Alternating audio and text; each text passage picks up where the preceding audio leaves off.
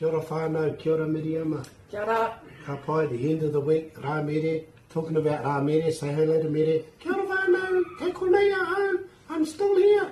Ka mauri ora kia koutou. Shush mere, get over there please and behave. It's our show. Ka pai, ka pai. Whānau, ko te rā mere, end of an awesome week, and thank you for doing your kupu hou, your Kiiwaha, your Whakataukii, your Kiianga, and today our WAIATA KIINAKI to support all the mahi. And I couldn't find too many waiatas with te nei, te nā, te rā in it, but I come across an old one we used to sing in one of our kapahaka groups, and it's simply called Ko tēnei te wā. Ka whai?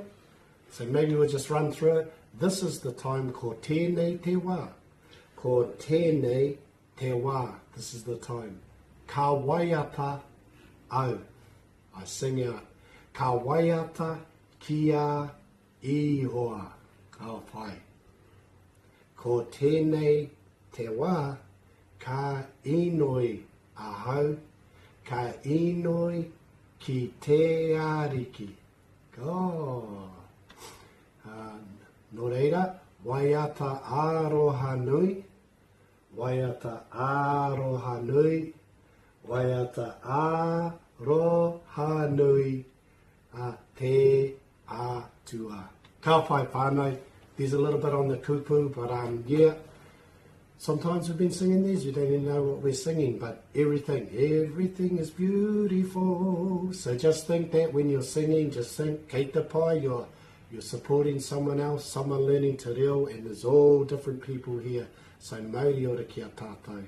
I think I'll leave the guitar there and we can just rock it out together, tātou katoa. Okay, Mire? Hi.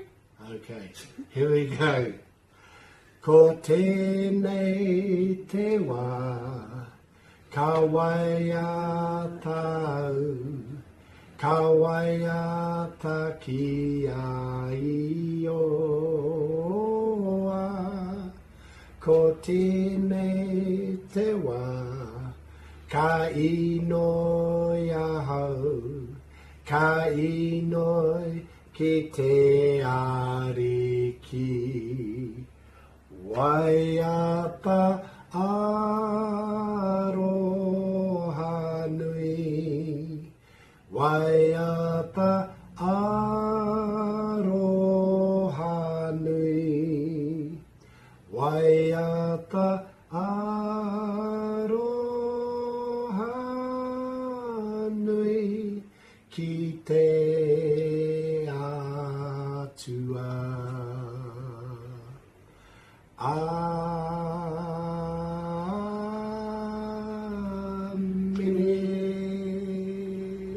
He rungo whakairia ki runga kia tīna. Tīna. Haumie hui e.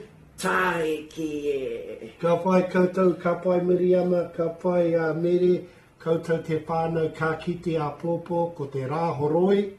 Te rā horoi, day for washing the cars and the clothing before we go to church, the rā tapu, a pōpō, whakarau ora. Ka kite a pōpō, mauri ora. Ka ki te.